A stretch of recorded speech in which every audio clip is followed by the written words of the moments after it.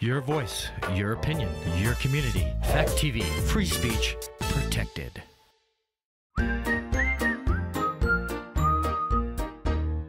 You and I can be like, you can be telling,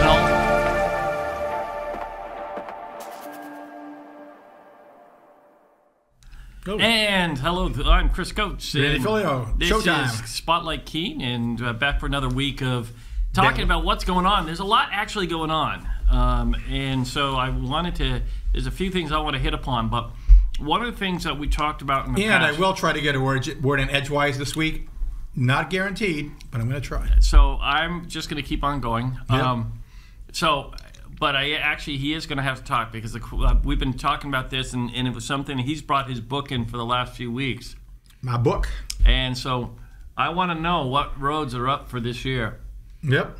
So you want to start off with that? I'm starting right there, man, because we talked about this before, and you know I like to make sure people are aware of what roads are going to be worked on, since the roads in the city of Keene are a mess anyways. I don't care, and you can blame it on winter, but we have to have actually winter like we used to have the roads as bad as they are. They're just bad because they're not, the main arteries are just a mess. Chris, the roads have been an absolute mess. I'm rotten today, man. They have been a mess, and everything in Keene has been a mess since the day you left City Council. It just hasn't been the same. No, you know what? You got in to be a county administrator, and the city's gone to hell. But we're trying. Okay. It's hard to do this without you, but we're trying. But Dave Richards, back in the day, former city councilor.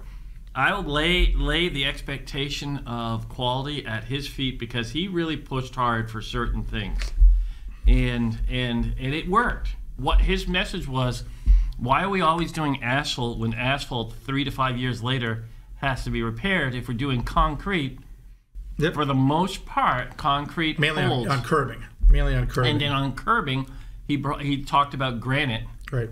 Curbing, and it really has made a difference on two levels. One, it made it makes it just look nicer. Mm-hmm. And two, when plows go up against the granite, it doesn't like crumble and come up and be plowed down the road like the asphalt curbing does. Right.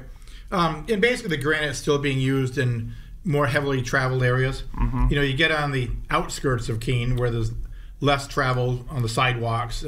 It's still asphalt because, once again, it's not as heavily used. But no, we're still using the downside is short term it's more expensive. It costs a lot more to use granite and concrete than it does going and using asphalt. But long term, it lasts longer. So in more highly traveled areas, you'll still see concrete being used.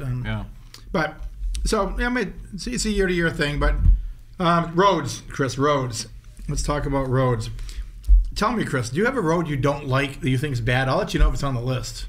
Is there any? Yeah. Don't even talk about Gilson Street. We'll never do Gilson Street again as long as you live on it. You'll have to use county monies for that. But West Street. West Street is getting a big makeover in 6 years. Yeah, like 2029, 2030. That's going to be our next. So downtown. What do we do until then? Just drive over the how about Winchester Street? Let me take a look. This year, okay. Let me take a look at what's going on with this year. This year with major rehabilitation. Can the cameras pick up the scribbling that you have in your book? Oh, that's because I had to cross off that because this is the updated version. Okay. So we update the CIP. So every year it changes a little bit. But this is this year, so this stays the same. Okay. You might have a road on it next year, then all of a sudden we do some minor work and you realize, oh, damn, that road needs major work. So it changes. But anyhow, this year, major rehabilitation, exactly what it says, you're pretty much ripping it up and replacing it. Elm Street from Vernon Street to Cross Street.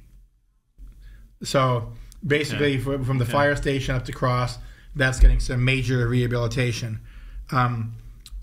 Evergreen Street, but it's only a $29,000. Wait, the former mayor lives on that. Connections, huh? No, I'm kidding. I'm just kidding. I'm gonna have fun today, man. Island Street, obviously because of the bridge. That area is going to be redone. Marlborough Street, east of Eastern Ave. You mean they're going to finish it finally? Well, I don't know. I actually think it's like if I want to go four-wheeling, like Oh, good. Go to the ice arena. Have you ever at night left the ice arena and driven up towards Main Street in the roundabout. Yeah. And you're seeing cars. The cars are going like, the lights go up and down. Yeah. Yeah, I really noticed that this year. I was kind of laughing. Or you're going to the ice arena. So that's scheduled for this year. We're kicking in $198,000, which as far as roads go isn't that much. The state is supposed to be funding 80% of that. Of what? Of Marlborough Street. Okay. It was supposed to have been done like 2 to 3 years ago. Why state? Is that a state road? It was a joint project. How come? But I didn't know. It had a lot. I didn't know that the state did roads. I thought they did bridges. Yeah, it's like the Island Street Bridge. Now the Island Street Bridge is actually a city street. Now Winchester Street going down to the roundabouts is kind of a state highway. But when we did the roundabouts at Walmart, and then we looked at the other roundabout at Island Street, well, we talked to the state and we kind of convinced them this is all one big project. That the new roundabout at the Walmart Plaza, they don't work as good if you don't have another roundabout beside it. Okay. And in Island Street, let's face it, you ever come off Island Street and try to like take a left onto Winchester Street? A lot of serious accidents there. So the state also looked at that, the seriousness of the accidents, and they agreed. They said, okay, we'll tie that in as part of the project. Marlborough Street, a little bit different. Had a lot to do with not only the street, but we did some water, sewer upgrades to that side of the city. Well, I don't know if you were there the other day for the new housing project that's going up down there, the apartment project there. No. Going to be 57 new apartments in Marlborough Street. Yeah, which 15 are workforce. 15 type. have to be workforce housing, I think, guaranteed for 2 or 3 years, something like that. But anyhow, so there's different reasons that the state gets involved. But trust me, they don't get involved enough over here. You and I have talked about that. But just go to Manchester and see the work the state puts in over there. Just so you know, Randall Cobb, who's doing this project down on Marlborough Street, I applaud him for what he's doing. Even though the stipulation is that it's a period of time that those workforce housing units are there. Right. The whole purpose, and this is his own exact words. He was on the radio show I used to do, but he said the whole purpose is to live. So if he is only building housing for the bosses, but the workforce still needs to find some place to live, he's defeated everything he's trying to do. Yeah. So he believes that those units will stay that way forever. Whenever that time limit is, that they'll stay that way, because it's the vision, the goal of what he's trying to do down there is that anyone can live there, walk down the stairs, and be at work. And I think that's brilliant on his part. I think it's not. It's brilliant, but on some levels, it's just going back to what we did. It's sort of like my Stan Smith sneakers. If I hold on to them long enough, they come back around in fashion. All right, and it's workers. Employers used to rent housing out to their employees. They would build housing, whether they were good housing, and that's a whole nother conversation. But they were. In the right estates, the right estates, where people worked, there at the right estates, before they were the condos and all that. Well, if you go up Elm Street and they see the little houses there, the 3 little white houses that all look the same. Yeah. That was people that worked at the right estates, and it was, at least it's what I've been told through the years. And so that's what we used to do, and that's what I think that's what employers are finding that they're going to have to do to keep their employees, that because you can't find housing for whatever reason, and I get there's a cost element to all this stuff, but it seems to me like the rents are even higher. I get it, supply and demand, but we're shooting ourselves in the foot. Right. Well, government has to get involved now, because people always say, well, keep government out of it. But if you're a builder and the demand is there for higher level housing, we can make more profit off them, they build it. The perfect example of that is the housing development just on the Keene Swansea border, right where Market Basket is, right before there. I was on the council, it's probably, 8 years ago, 10 years ago when we first looked at that and gave the go-ahead for that housing project. Back then, they were going to be $200,000 houses. Well, then COVID hit, interest rates hit, everything hit, and it went away. Then it came back again. We had to actually go down and reapprove it. And a couple of those homes, I guess, now are going to go for $600,000. Yeah. So the builders are building it because they know they can sell them and make a higher profit. Yeah. So what's happening on Marlborough Street is great. And the old former Roosevelt School, you know, going to be units up there, right? Which is great because when you open up these units too, what do we say, 54? Well, there's going to be 60 at there's 60 going to be at Roosevelt. There's going to be 2 phases. The first phase is 30 units for people elder and people with disability.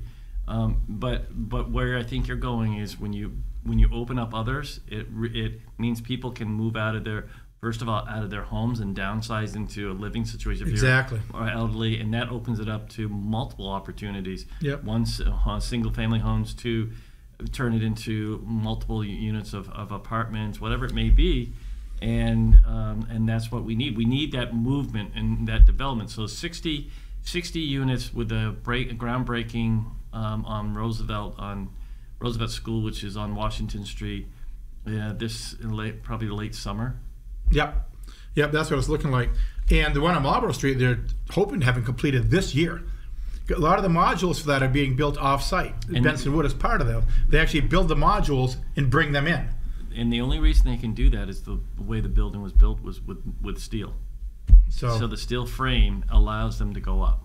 I think some of that's because what is it now? 1 to 2 story, depending on how you look at it. And I believe they're putting 3 stories on top, which is incredible. It's 2 stories currently, and so they're going to put 2 more on top of that built portion of the building. Some portions of the building they're not. You got to be creative, especially in Keene. We don't have a lot of flat land. You got to build up. Yep, got to go up. You just got to build up. Whatever it is, you got to build up. Now, Swansea. And I will say this. For anybody that lives outside of the city of Keene, to not think that if Keene is building, that's helping them. It is. Because there's people then that move out of their towns into the city. Oh, yeah. There's a high demand to move into Keene right now. But it also allows people to find places so they can work in factories, not just in Keene, but throughout the county, or school districts, whatever it may be, hospitals. And so anything anybody does with all the work that Swansea's done, that helps Keene. Yep. And that helps Harrisville. And so when you build and you open up apartments and where people can live, it is helping everybody in my world, in the county and in Monadnock region. And that's why I think at some point we should be talking partnerships. In looking at what we the city's trying to work with the county, but this friggin' administrator is such a hard ass. Yeah, that would be me. Yeah. Wait a second. Didn't we just win an award for collaboration? Oh, that's right. With the chamber. Oh, that's right. Some people go, don't even start. Fake news. It was rigged. Yeah. Kudos for that, by the way. I would have been there, but we had a council meeting that night. Accident. Nothing in politics happens by accident. But anyhow, see how fast we can go off topic talking about a road? I would have That was just talking about Marlborough Street. I would have loved you guys to be there. That's all right. I know you would. We probably push not to be there. That's how fast we get off topic. But speaking of Marlborough Street, so let's talk about Marlborough Street. Can you just say so the people hear it before we go off and off? You can go back to Marlborough in a second. What other streets? Well, for major rehabilitation, there's only 2 more. Old Homestead Highway, which is just connects Swansea, that intersection. Yeah. Basically, that intersection. What are they doing there? And the other one's Wilford Street, which is a small side street. Are they putting a roundabout at the intersection right there? Not yet. Oh, okay. Not yet. Be a good spot for one. Yeah, it's been an accident-prone area right there. But, that'd be a good one. Where was the other one you just said? So that was at Wilford Street, which is a small side street down on the east side. Okay. Minor rehabilitation. Those can jump, but right now just minor. Is that the Mohawk work where you just pave the middle of the street, or you don't even pave it, you coat it? You take a paintbrush and just put some stuff. No, that's the last one I'm going to get to. It's called preservation. Okay. This is minor rehabilitation, which means not completely digging it up, but kind of, sort of. Airport Road, which is down to the because it's water used, treatment plant. because it's used so. It's used heavily by walkers more than anybody else. Yeah. Well, also. I was down there the other day. It's not in bad shape. Okay. It's not. Well, let me mark that down. I mean the parking lot where the restaurant is and stuff, that needs some love, but yeah. But once again, it's minor. Winchester Street, Main to Island Street. Winchester Street, Main. You know where the college just took down the dorms. Yeah. That's going to have to be. We're going to wait for them. We're not going to do it until the college in Antioch. We were talking about that the other day. They're going to hold off until they're done because we don't want to do it twice. So it's kind of a mess, and it's going to be a bigger mess from the bridge. When do they start building? Don't know yet. So you guys are going to keep waiting because why don't you just do a development fee that if they do damage to that they have to pave that a section that they're damaging all the way down. Well, there's also a lot of you could talk about the utilities that would be going under there. Mm-hmm. The college is going to look at it as like, we know utilities are going to have to go down there. So no, we're not going to pay for it a second time. We're telling you now, utilities are going to have to go there. Okay. So we got a connection though with the college now. We have a mayor that used to be connected there. So anyhow, that's a friggin' county, man. I'm telling you. And the other one, Park Ave from Summit to Maple, that's a very small one, and Key Road. Okay. Key Road needs some. Key Road needs some love. But that's good. That's a good one. I like that. Okay, good. I'm glad. I'll mark it. I'll mark down. Chris approves, and I'll bring that back to the city manager.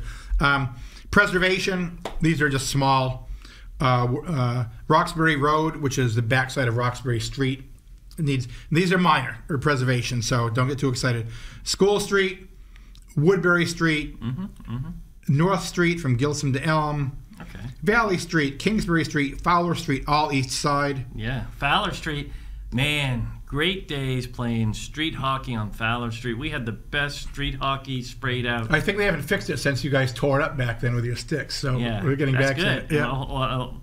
Well, if that's the case, I'd go down there because we painted in that. We measured it out. We had that down to official hockey standards and. Yeah, and nobody drove through when you guys were playing it. Some great fights. And then we go out and play other teams. Those are the good old days. That's when kids actually played outside all day because it was fun. Yep. The only time I've ever had stitches was playing street hockey. Somebody, I think it was in the mouth. Right in the lip. Somebody came up with their stick and whack, and I was bleeding like hell. And like, come on, you got to finish the game. That's how it was back then. Yeah, you just so then you get home, you're like, oh boy. I bump, I repew. Yeah, that's exactly what it was. Yeah. It's like, oh man. But anyhow, and then Perham Street and Woodburn Street, both small side. So anyhow, that's 2024. That's happening this year. Well, we're talking roads. Let's see what's on the major rehabilitation for next year. I won't even get to the small ones. Major. Bank Street. That's funny. I know where every street in Keene is. I'm trying to think where Bank Street is. And I usually know. I always play a guessing game with myself. Bank Street. I'm like, where the hell's Bank Street? Is that down near? I'll have to look that one up. Cedar Street. Cone Street. Hamden Drive. Iceland Circle. Cone Street? Where's that? I don't know. I'm going to double check Cone. I know where Cedar is. And I know where Hamden Drive is. Iceland Circle. I know it's got a couple streets in here that I'm not sure. I'll have to look them up. Queens Road. Robbins Court and Robbins Road. A lot of these are out near the high school. Russell Street, Sawyer Road, Stanhope Ave. So a lot of these are out in the Stanhope Ave. And let's see, Hamden Drive. I know where all these are. Stanton Court, Thornton Way. It's out by Wheelock Park. Yep. Bank Street. Warren Street, Wheelock Street, Worcester Street. Those are all the ones for major rehabilitation in 2025. I won't even go over 2026 because these things up and change year to year. But we try to keep them in there to the CIP, so we move it forward. Some of those will get dropped off. Others will get added in if you get one of those years where the street gets flooded out, and all of a sudden the culvert goes and the street collapses, and that gets pushed up. So yeah, Bank Street is off Park Ave.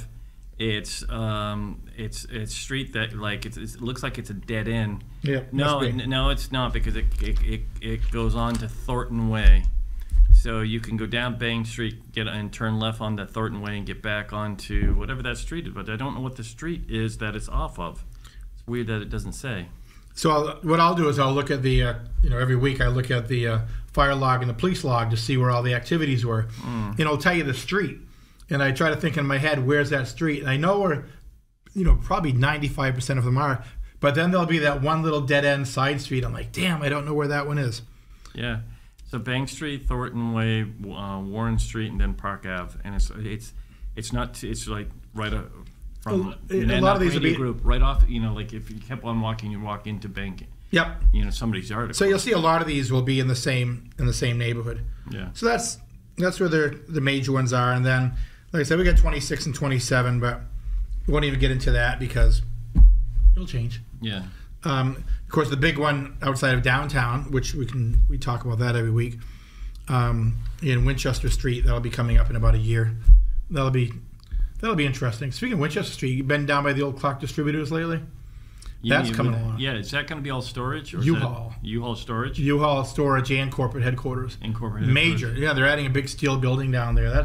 So is that because their headquarters currently I thought was in Worcester. Yeah, so I guess this one's in New Hampshire. Yeah, probably for this section of the world. Yeah. Here Vermont and portions of New York probably. Yep. So that's going to be that's a major project. So, and of course, right where the building is, where a roundabout is going to be too. So, which when you think about it, they're going to be adding a lot of traffic down there. So they're going to do a roundabout right there in Griff Road. Yep. Not up the way on Matthews Road. Yep. Two of them. That's where they're both going to go. They're going to both be basically for reversing direction. I don't care what anybody says. I like roundabouts. I think it moves traffic. They work. And I think that anytime we have a problem, we should there's a blind when what was the one in Swansea, the Factory Road, right? Right. Oh yeah. There's that right where the bridges. The coffee place right there. There's a little convenience store on the corner. Yeah. That's on the state's plan. That's on their 10-year highway project. We'll never see it then. Yeah, I know. I went to the meeting. The money because they got to go. They got to go. Yeah, look at that. So we need to do something over in Manchester. Forget Keene. Yeah. What it looks like what they will do is Route 101 will actually go up and behind where that convenience store is, and they'll straighten out where. So that's the concept right now, is that they'll come behind and straighten the road out a little bit. Yeah. But kind of remember when they did Route 9 going to Concord years ago. You must remember back when Route 9 going up towards to Concord. Do you remember the old around Granite Lake? Remember that used to be Route 9. Yeah, I know. Back in the day, and when they went to straight, that took the 10-year plan took 20 years. Yeah. Before they finally finished that. We would have that to Manchester too. Had Harrisville and Dublin not blocked it, because we would have had a straight shoot. It would have been 45 minutes to Manchester. There weren't Keene residents that blocked that either. It was wealthy people from New York that owned land in Dublin. Yeah. And they had the money and the lawyers to stall things. We have shot ourselves in the foot multiple occasions. When we initially had I don't know if people remember this, but we had a roundabout at Optical Lab, a roundabout at 101 in Main Street. We had a overpass with a roundabout underneath, and then we had a trumpet, and the trumpet was the problem. And then they called it a cloverleaf, right? Yeah, the Monadnock Conservancy, brought him to court, and the state said, "Well, fine, then this is what you're going to get. You're going to get one thing, and we're pulling the rest of the money." Yeah, and they did. The state walked. Yeah, so. Yeah. So, but I think if we can continue to do things that make sense for the community, I think that's a great thing. Yeah, the roundabouts. I mean, if you look at even West Street right now, where the overpass was, if we had to do that again, if we could go back, what is it, 40 years now? How long has it been, Chris? Jeez, because I remember before that was there. That would probably be a roundabout now because they work. Yeah. But. So it is what it is. All right, moving on. So yeah, a couple of roundabouts on Winchester Street be coming up next year, and of course the downtown project's coming up. So you now know where the roads are. So we did actually get back to it. It took us a little bit because we got sidetracked. That's Chris and I. We get sidetracked real easily. And I want to again thank John Watterson from the Swamp Bat. Kevin Watterson. Kevin Watterson. John Watterson emailed us. John was, he emailed us. He thanked us, and that's why it was in my head. I was going to him next to say it was nice to know that you were on the wrong. You were on the wrong road. You were close to the right road, but you were on the wrong road. Yeah. You were on Watterson Ave instead of Watterson Street. Yeah. But Kevin, it was a great interview last week, and his son reached out to us and from Colorado. Yeah, so that was nice. Anything you have, because I have a few things too. Once again, we'll talk about downtown again, which tomorrow night, because we tape this on Tuesdays, back to the rec center for public input. What's tomorrow night's topic? It's going to be Gilboa Ave, Railroad Square, that whole connection going through there, and the areas right around it. So we're going to take a look at that. It's going to be big raised wide crosswalks. How is that part of it going to go? Are you guys announcing what you want to do with the land out there too and all that jazz? Yeah. Well, kind of, sort of. Like if you go down Gilboa Ave right now in this project, it's showing that we're going to put conduits and water sewer capability just beyond where the transportation center is. Just beyond, stop right there. Then stop there. Which is smart, because initially you were going down farther. Right. And I was like, why would you do that? Yeah, we don't know what's going to be there. Tell me what you're going to do first. We know what we want to do, but a lot of that land is privately owned, so we really can't do anything at this point. It's privately owned, but it's for sale. Everything's for sale. Everything's for sale. But they're selling, they want to sell the building. Everything's for sale. Yeah. But when they know government wants it, the price goes way up. So that's always one of the problems. Once somebody gets a sniff that government wants something, it's like they'll sit and hold out and hope for government to overpay. Yeah. So we're not going to overpay, but we want to be ready. So the infrastructure will be under the ground, and the same thing kind of over to Railroad Square. It's like, okay, what's going to go over there? What's the future of it going to look like? What's the bike path going to look like? And you've mentioned that building on the corner that unfortunately Sanborn owns. That'd be a great area to build up, because there's a lot of area there to build up. But when you have to demolish first to build up? Yeah, I'll tell you what. If somebody backs into that building with a car, it's coming down. That is a cheaply built building. Mm-hmm. It was funny because I remember when I used to lease from him, you wanted the work done, you did it yourself. It's just the way it was. The roof... Well, you guys put a lot of money into that place, actually. Yeah, we did. The roof always leaked like crazy. He's like, don't start that, all right? Don't remind me. Don't remind me. I walk by there and I still say, I paid for that, I paid for that, I paid for that.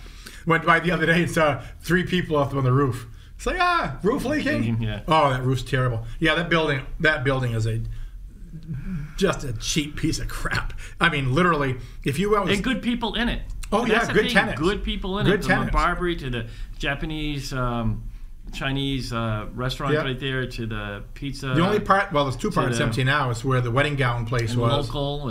And where I used to lease, which the last thing it was called was Hennessy's. He just left in the middle of the night, because I peeked in there the other day.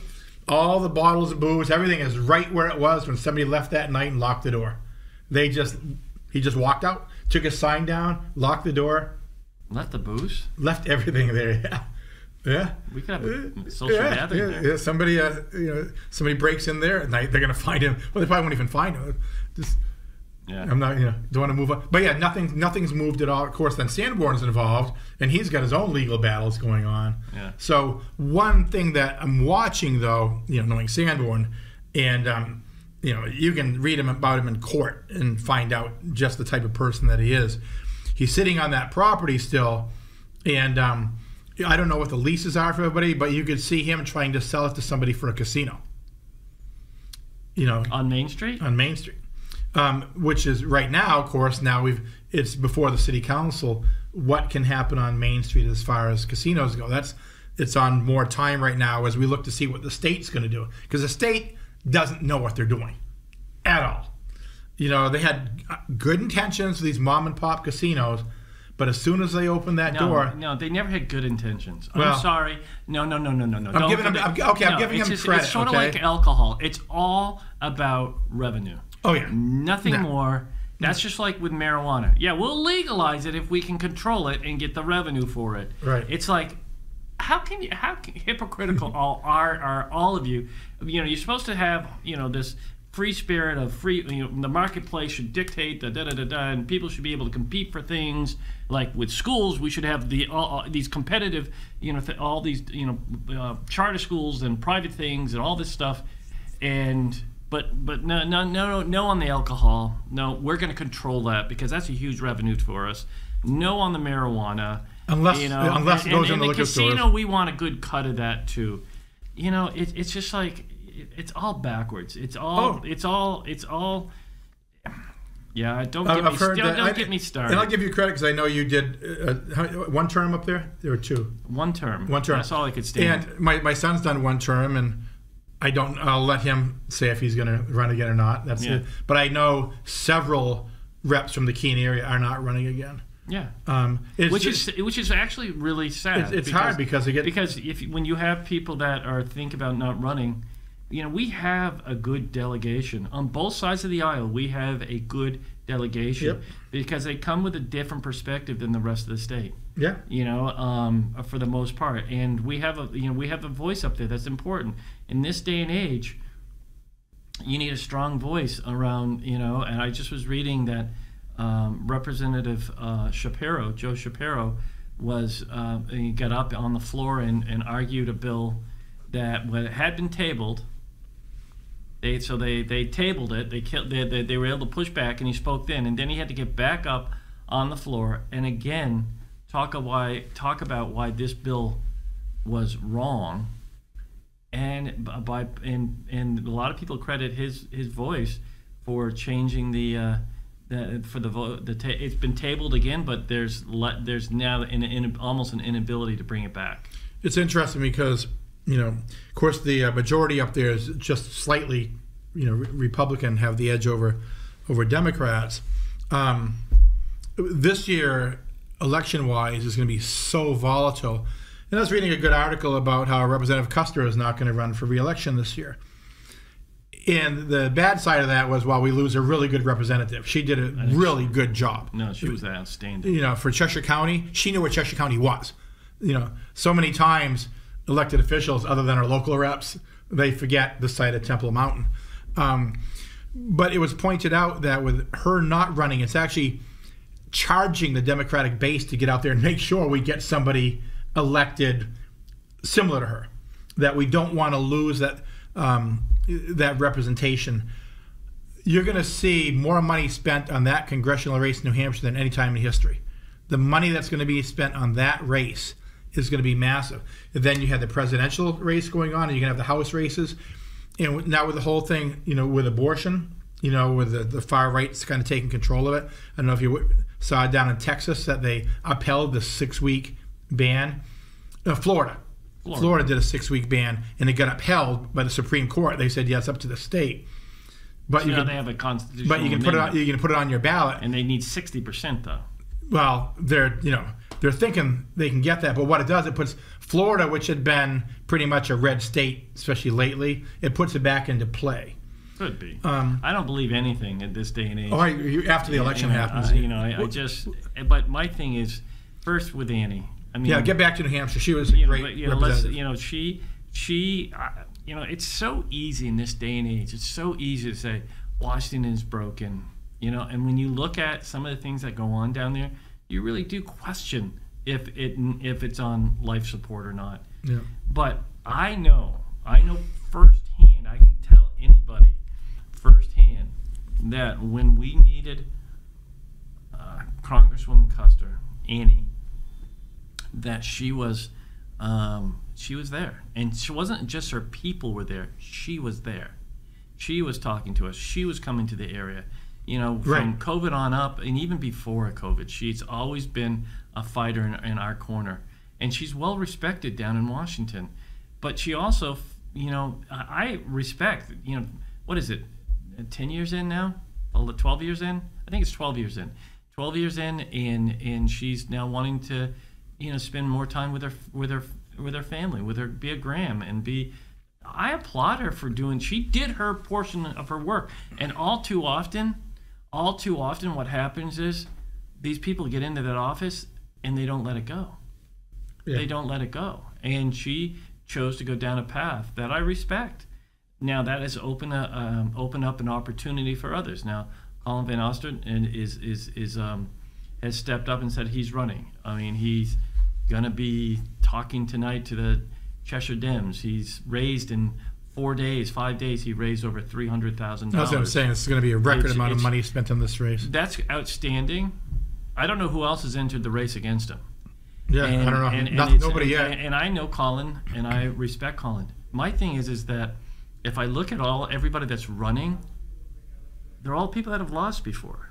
You know, I don't know if DJ Betancourt has gotten into the race yet or not, but has talked about it. But you know, on the Republican side, it's all people that have run before, right? And for whatever reason didn't make it. Burns is talking about jumping back in. Now he lost to Annie last time by 10 percentage points or more, and former Mayor Hansel is in, and he lost to Burns in the primary. And it's interesting. I look at the vote totals because you also have this woman that's running, Lily, I think it is. Yeah, she's already. I know she's running. She's running. I know, and she's never stopped running. And True. She got 15,000 votes. So Burns got 21,000. Hansel got 19,000. She got 15,000.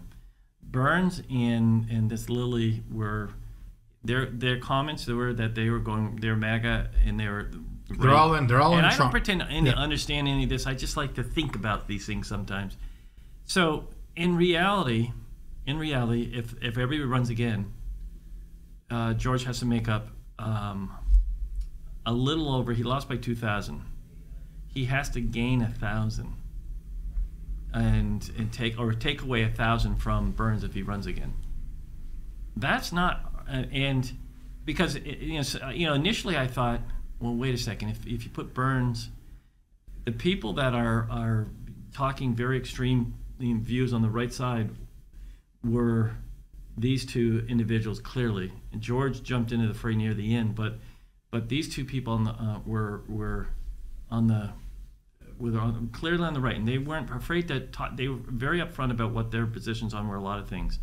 So if you look at their two, that's 36,000 votes to George's 19,000 that voted one way. That I don't think would go change over to George. That's just my opinion. I agree. But really, it comes down to 1,000 votes, because if he can take away from whoever like Burns, or if DJ Betancourt, if he can be, can be in the playing, then all of a sudden you have, a little bit more interesting race, because it's perceived as former Mayor Hansel as being more middle of the road, and on some things he might be. I don't know. Some things these other people might be too. But anybody that for the Democrat side, you have to weigh, where people stand on certain things, like who have you said you would vote for if they're running for president? That has to be a factor in all this. So it gets really interesting, I think, on a lot of levels. Do I pretend to know any of it? No, but I just think about it, and I don't know if I'm right in my thinking or wrong. But in reality, it's about 1,000 votes he has to make up one way or the other this time around, and he has to get out of the primary. That's what he needs to do. Any moderate Republican right now during the Trump era is not making it through the primary. The moderate Republicans just can't get through. Yeah. It's just the way it is. And that's going to be one of the problems for some Republicans, especially like in New Hampshire, that's still a purple state, that's not all in MAGA, that Trump is going to hurt the down ballots for the Republicans in New Hampshire. Maybe. And that's one of the reasons they mentioned that with Annie stepping aside, it actually generates more interest on the Democratic side. Even if they're not excited about Biden, which I don't know if anybody's really excited about Biden, but he's done a decent job and he's not a whack job. But if somebody was thinking about, I'm not that sure, it just gives it more excitement to run. The same thing like I just said about these extreme abortion bills. Republicans are crazy putting these on the ballot coming up in election year, but they don't learn. I think they surround themselves with themselves and they're convinced they have a majority, and they don't. But they convince themselves of that. Well, it's really interesting to me that like a lot of the legislation that's coming out nationally is from a small minority that's affecting the majority. And at what point across the board does the majority say enough already? Well, look at the House of Representatives in Washington. They throw in a speaker once a month. Well, you know, I mean, they literally, I don't, you know, the whole thing with the Ukraine, you know, vote. Yeah, it's crazy. That's crazy. It's just, I don't know. Vote it up or down. Don't ignore it. Vote it up or down. Yeah. At the end of the day, vote it up or down, and then live with your decisions. Okay, but they don't even allow that, and I think at some point that has to hit home. Yep. That has to hit home. I'm reading a book now. I read the Liz Cheney book. I've read a couple of books on Washington. I'm reading Mitt Romney's biography, A Reckoning. Right, and I'm about halfway through, and basically it's just at the point. It has his whole history, his whole life history in politics, and I'm just at the point now where Trump just gets elected to presidency. That's where I am in the book. Does he talk about the Olympics? Yes. Yeah, it was a big part about the Olympics. Yeah, because he really saved those Olympics. Yeah, and he was talking about that, and he talks about, like I said, he talked about it, and it's a very honest, candid book. One of the things in the biographer that wrote it was mentioning just how open he was about it. Like just, and the book is called A Reckoning, which he actually goes back and looks, and he's talking about the places where he screwed up. He goes, I should have never done that. He admits you get in there and you get on one side and you have a tendency to start voting and thinking like that. But now that we're at the point where Trump's in office and he's like, oh my God, this is unbelievable. And this is where it starts. I remember he was I think he was the only Republican senator that voted to impeach Trump. But didn't Mitt, wasn't he up for Secretary of State at one point? It talks about that. That's right where I am in the book. It's talking about how they invited him to meet Trump and some of the things Trump said. And he even thought, oh my God, am I selling my soul here? But he was talking that other moderates and people that thought Trump was crazy were saying, if you can get the position, take it, because we need somebody sane there. They were saying that right from the beginning. Yeah. And I'm just at the point now where Romney was sitting with Trump talking about it, and Trump says, I don't think it's going to be you. He goes, some of my friends like Giuliani don't like you. And I'm at that point, and they were saying, if you want to consider it, you need to go out and tell the press how great of a president I'm going to be and how all the bad things you said about me you apologize for. Mm-hmm. That's where I am in the book.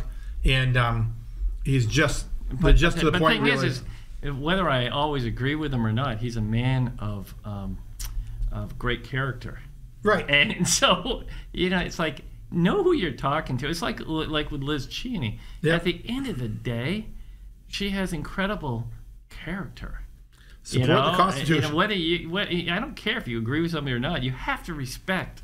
You have to respect. That's why I've always liked McCain, because, I mean, here's a guy, and this is why I think it is a huge, huge mistake that the Democrats took away the primary in New Hampshire, because here's a guy on the Republican side that had no money, had no support. He was driving himself around in a rented car, showing up at radio stations. Yeah. Dan Mitchell tells the story all the time, where he was like, every time he turned around, John was like looking, Senator McCain was looking for an interview, because that's the only way he could get any traction. Yep. But slowly but surely, he started getting a little bit, and he even talked about it at one point. It was like, when we started, it was 10 to 15 people in a room. And then it went to 30 or 40, it went to 60 or 70, went to 100 or 200. And all of a sudden, we were getting real traction. We were starting to see that the message was really starting to really hit home with people. That he was going to sit there, he was going to answer every single question that came at him. He was going to tell you if he disagreed with you. Even I remember one person who criticized the president and questioned his birthplace. Oh, a woman did that. Yeah. And he just was like, no. Yeah. And it's like it's character. It just character. Is in that moment of time, you have that test, and will you step up and be that person you're supposed to be? When Trump came out and called McCain a loser because he became a prisoner of war, Remember he was saying, winners don't get captured? Yeah. It's like, that's when I knew we were in trouble. And I thought at that point it was over for Trump. But he's fed on, and there's a bigger majority of the country than I thought, they're just mad about everything. Yeah. Or they convince them to be mad about something. They're coming for your jobs, they're coming for your house, they're coming for your country. Who is? The boogeyman. They're coming for you. And he latches on to hate and fear. I know they take a poll right now and they say it's close. I honestly think Trump has no chance of winning, but you can't get complacent at all. You can't. You have to go at it like you're losing. I actually think that the biggest issue that the Democrats do is that they don't campaign 50 statewide. Oh, I think they will this year. They should, because Hillary Clinton, that's the reason she lost. They need to be telling the story across the spectrum to every single state. Mm-hmm. If you're a state that's been in the hands of Republicans for years and years and years, how's your state doing? If you're a candidate, but it goes to the flip side. If you're a candidate, or if you live in a state that's controlled by Democrats, how's it doing? Yeah. And who's good at that, Chris? Pete Buttigieg. Pete Buttigieg, and I endorse Mayor Pete. He would have been a great president. Pete Buttigieg, when he was campaigning, I went to his town hall in Claremont. It was put on by Fox News. Pete went there. He would go on Fox News. He wasn't afraid. He'd go into the den, and he was so intelligent, he would challenge them. It's like, okay, bring it. Yeah. And that you're exactly right what you're saying. They don't go into the hornet's nest. Or they don't go into, like you just said, are you really better off? It's like countries like West Virginia that are a red state. Countries or states? It's like, are you kidding? You just said countries. I know it's not a third world country. Well, sorry about that. Yeah. States. Yeah, part of the United States. But Buttigieg was great at that. Hillary Clinton lost. She didn't do any of the northern states. The Rust Belt. It's like, no, we've got it. Don't worry about that. Yeah. And she lost. People do not like... Well, especially in New Hampshire, if we haven't seen a candidate 3 times, we'll never vote for him. And there's truth to that. Yeah. And you mentioned just a second ago about the Democrats, out of the First Nation primary. That was a one-time thing. That'll never happen again. They'll be back. I'll believe it when I see it. They'll be back in the fold. It was all. It was all because Biden didn't poll well in New Hampshire. But no. It has nothing to do with that. I disagree 100%. Doesn't mean you're right. It has to do with some of these power states. South Carolina was saying that's not right that New Hampshire gets the first dibs. Oh, I know. And that's what it came down to. They've been pushing this for a long time, but what they don't get is that you can launch a candidate on the Republican or Democratic side. You can launch a candidate to have an opportunity. Well, New Hampshire just launched Bill Biden Clinton, back in with a write-in. Yeah. I mean, Bill Clinton. I'm sure they're looking at that going, damn. Jimmy Carter. Biden basically gave New Hampshire the middle finger, maybe indirectly. In New Hampshire, we sucked it up and said, well, we ain't voting for Trump. And they went back out and they wrote him in. And I think just that will bring it back on the table again. They're like, I think it's going to be on the table. I think it's twofold. I think one is, on leadership on either side of the parties in the state levels need to be, looked at too. Well, New Hampshire needs a little bit of modernizing and upgrading. Yeah. It's kind of like the old car that's kind of, being held together with duct tape and baling wire. It needs a little bit more energy. Yeah. But so what else you have?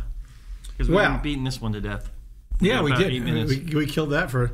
I'm actually looking forward to this year's election. I enjoy working at the polls. It is going to be packed.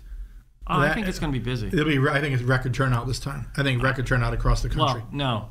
Sadly, it will be better. Record turnout to me would be, in the 90s. Well, I guess record turnout over the last few decades. If we get over 50%, 60%. I think it'll be probably 60. Yeah. But it's better than the school board elections we just had where 5% showed up, right? Yeah. That's pretty bad. One thing I've complained about in city council a little bit is ageism, because I've heard it a lot when we were going through the downtown project here, that, some of you are too old, you don't want to see change. And that irked me, because if we ever said, it's because you're a woman and we don't like your views, or we don't like the color of your skin, or your religion, you really can't be voting on this downtown project. But because some of us have been around for a little bit while and we're a little bit older, people were throwing out ageism, and people that were saying that aren't people that would ever discriminate against another group.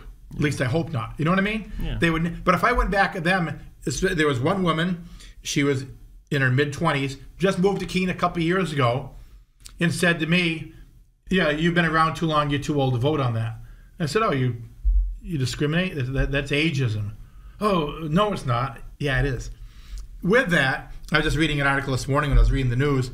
A Manchester man who worked, he was in his 60s, he worked for Market Basket. He just got awarded $134,000 for age discrimination because he was always being required to work the extra hours, which he was fine. But every time he asked, when a promotion came up, he asked for it, somebody always younger was getting it, every time.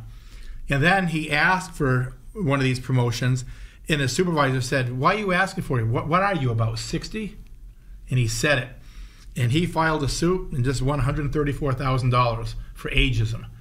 So that is one area of discrimination, especially now that I'm in my 60s, that I see, that somebody would say, just because of my age, I wouldn't ever support change in Keene. I'm like, are you serious?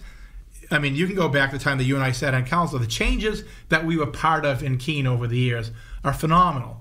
But then, like I said, this young woman's moved to Keene a few years ago. And I think I said this before. She doesn't remember Keene without the Monadnock Co-op being there. She doesn't realize it was even an abandoned railroad land. It's like, oh, it's always been like that. Well, my thing is ageism. My thing is it's just plain stupid. A good idea can come from any place. And I've met... Well, most discrimination is stupid. I've met people that are... I have one of my top people that work for me right now that works closely with me. He's 24 years old, and I trust his judgment as deeply as I do somebody that's worked with me and is much older. Flip side of that is I have some other people that work for me that are on the older side, and I trust their judgment too. It really isn't about. It's really about the person overall, and anybody that says that, they're just throwing it out because it's a catchphrase. It's the new thing of the moment of there's younger people coming up and we should let them. No, I think anybody can have anybody in this day and age. And COVID taught us this, and even before that, the economy was teaching this that we needed to take a look at how to do things differently. And the reason that Cheshire County, the city of Keene and Cheshire County, for years has survived and been as healthy as it is because we're always constantly looking. Mike Blastos, and a lot of the work that he did and Pat Russell did and Kendall Lane did later on, pertaining to getting the seeing Keene as being energy independent and right. with some of the goals. That was people were talking about it, but that's an action that was put into place. Yep. It's really, when I hear that stuff, I always think that's just a bunch of hooey because I think that I think everybody can bring something to the table. Well, absolutely. And it's important for people that have been there to remember the history of things, because all too often we forget the history of things. That's the advantage sometimes if you have somebody like myself, a little bit older that knows the history. And I've talked to some of the younger councilors that have come on that, a couple of them aren't from the area or they've only been here a few years. And it's like, I'll tell them, read the history. Read the history of downtown Keene. Find out what happened. Don't just come here and say, oh, geez, I'd like to change this. Find out why it is what it is. If you disagree with it, fine, but at least know the history of how things happened. It'd be like when you and I moving to another town. You get there, you run for office, you get elected, and say, okay, we're going to start changing this. Right. And it's like, well, I think one of the things that we hear. When I say we, when the select board, the commissioners and myself go to select board meetings, we do hear sometimes frustration from all the people that moved in, that moved in here from out of state. Not because they're excited that they moved in, but they left something because they didn't want to be there any longer. But they want certain things that they left, and they push hard for those things. And it's just like, but there's a history of process here, and you don't understand. This is how we work, and they get frustrated by it. Yep. I read this article this week about Florida and how they've had an influx, like in 2021 or 2022, they had 700,000 people, move from around the country and they're the second most. Texas was the biggest. But the one thing they're finding, and they went in and they talked to a lot of people in this article, is that, but in 2022, you saw 600,000 people leave the state. And they start talking to these people, and it's because they had a litany of things, weather being one of them, that they moved down to. And they love the sun for a while, but they don't. But this one person bought this house, did all this work to it. Hurricane came through, and now she's paying double on the insurance. And it's like, yes, they don't have an income tax, but you're paying for the cost of living down there has gone through the roof. Just a litany of things that they're struggling with down there. And then there's the politics down there right now for a lot of people, and it is really interesting, this whole conversation that we're having across. Not just in Keene, not just in Cheshire County or the Monadnock region, the state of New Hampshire. Across the country is everybody's wrestling with the same issue. See, I think it's great.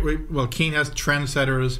New Hampshire has 40 under 40, which is all good. That's good. But I mentioned something the other day. How about a 60 over 60? How about people that have contributed to Keene their whole life instead of waiting till they die and writing an obituary for them? Right? Yeah, you'll get a nice half-page obituary after they're dead. Yeah. How about acknowledging some people while they're still alive? But I think the trendsetter thing is important. I think to recognize the future people that are coming up and doing some wonderful things. I know some of the people that were in the 40 under 40, and I work closely with them, and they and I'm excited for that. But I guess my son got a trendsetter award, and he's done well. Yeah, he's a very successful attorney right now, but. There's some old people out there that have done pretty good too. So instead of waiting till they die, maybe give them kudos before it's on the gravestone. But guess what? It's the end of the show. We babbled for an hour incoherently, and we're done. Thank you very much, and we'll come see you next week with another show of Spotlight Keene. See ya. We babbled quickly for